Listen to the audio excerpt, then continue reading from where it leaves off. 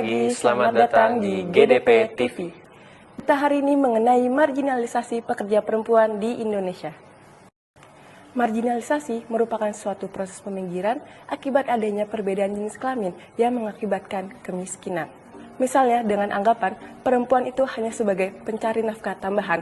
Apabila mereka bekerja di luar rumah seperti halnya di sektor publik, seringkali anggapan tersebut digunakan. Apabila hal tersebut terjadi, maka telah terjadi proses pemiskinan akibat adanya perbedaan gender. Berdasarkan data yang diolah oleh McKinsey Global Institute atau yang dapat disingkat sebagai MGI, partisipasi angkatan kerja perempuan hampir tidak beranjak selama 20 tahun terakhir. Bahkan konstan berada di angka 51% perempuan dengan rasio partisipasi perempuan ke laki-laki statis di angka 0,62. Terdapat juga kesenjangan upah antara laki-laki dan perempuan mencapai angka 36% di sektor informal. Dibandingkan dengan sektor formal yang mencapai 20%, dengan data ini, akhirnya kesenjangan dalam penegakan pelindungan hukum bagi perempuan tidak dapat dihindari. Selanjutnya saya akan membahas mengenai kasus marginalisasi perempuan yang terjadi di lingkungan pekerjaan. Hal ini terjadi di salah satu PT di Indonesia, bahwa keberadaan PT tersebut memang benar membuka peluang bagi masyarakat di sekitar. Namun, beberapa kebijakan yang diskriminatif para buruh perempuan di PT tersebut. Salah satu kesaksian dari buruh perempuan di PT tersebut mengatakan bahwa mereka mengalami kesulitan dalam memperoleh hak cuti haid, melahirkan, menyusui, dan hak-hak lainnya. Perubahan kebijakan ini juga disinyalir terjadi pasca pergantian kepemimpinan. Sanitasi di lingkungan PT tersebut juga masih kurang baik dan kurang layak, serta kurang nyaman bagi kaum buruh perempuan di PT. Yang mengejutkannya lagi, bahwa pernah terjadi kekerasan seksual terhadap kaum buruh perempuan di PT tersebut. Berita selanjutnya adalah mengenai diskriminasi upah terhadap buruh garmen perempuan. Disebutkan terdapat penelitian yang dilakukan oleh organisasi AFWA yang merupakan organisasi yang bergerak dalam bidang serikat pekerja dan juga hak aktivitas buruh. Dalam hal ini terdapat 3 pola kekerasan dan juga pelecehan berbasis gender yang dilakukan oleh perusahaan terhadap buruh garmen perempuan. Yang pertama adalah PHK secara sepihak dan juga pemotongan upah. Lalu yang kedua adalah pengurangan tenaga kerja dan juga peningkatan target produksi, yang mana hal tersebut memberikan dampak yang sangat serius terhadap perempuan yang bergerak dalam bidang lini produksi. Lalu yang ketiga terdapat pengabaian dari hak cuti dan juga hak istirahat para pegawai buruh garmen. Pelanggaran ini yang diikuti dengan perilaku kekerasan fisik dan juga verbal mengganggu kesehatan mental para pekerja buruh garmen wanita.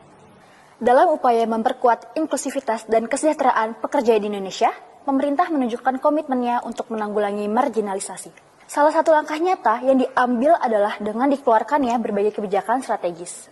Pasal 27 Undang-Undang 1945 menyatakan secara tegas bahwa setiap warga negara berhak atas pekerjaan dan penghidupan yang layak bagi kemanusiaan.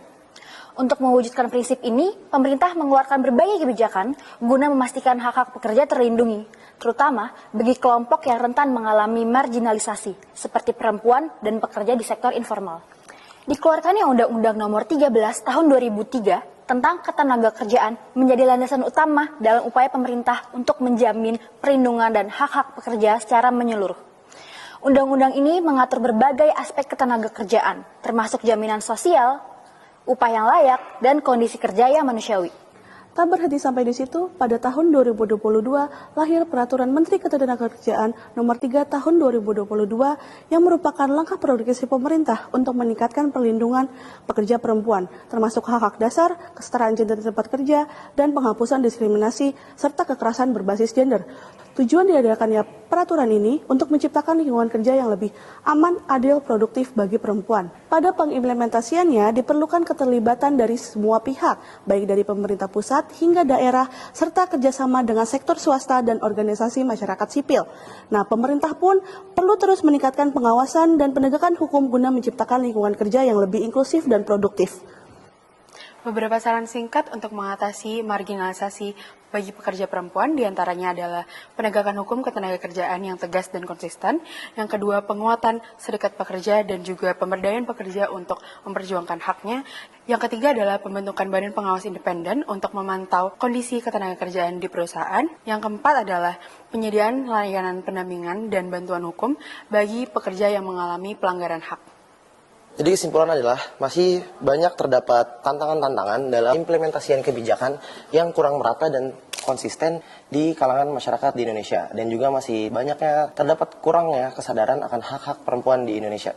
Marginalisasi gender di Indonesia biasanya mengacu pada kasus-kasus pembulian ataupun pengucilan dan diskriminalisasi terhadap individu ataupun kelompok berdasarkan identitas gender mereka. Pekerja-pekerja perempuan di Indonesia biasanya mendapatkan diskriminalisasi terhadap upah, stereotip gender, pelecehan, dan kekerasan di lingkungan kerja mereka. Upaya lebih lanjut ini diperlukan untuk memastikan bahwa peraturan dan kebijakan diterapkan secara efektif dan merata di seluruh sektor bagian di Indonesia. Dengan adanya dukungan dari pihak-pihak, baik pemerintah, non-pemerintah, dan juga masyarakat, untuk saling merangkul dan bekerja sama guna menekan adanya marginalisasi gender di Indonesia dan meningkatkan kesadarannya akan hak-hak perempuan di Indonesia. Dengan bantuan pihak-pihak ini diharapkan angka marginalisasi gender terhadap perempuan di Indonesia dapat dikurangi dan juga dapat membuka jalan lebih luas bagi perempuan-perempuan di Indonesia untuk mendapatkan haknya, mendapatkan kesetaraan yang lebih adil dalam kehidupan sosial, ekonomi, dan politik. Sekian persembahan dari kelompok 3. Thank you, Bapak.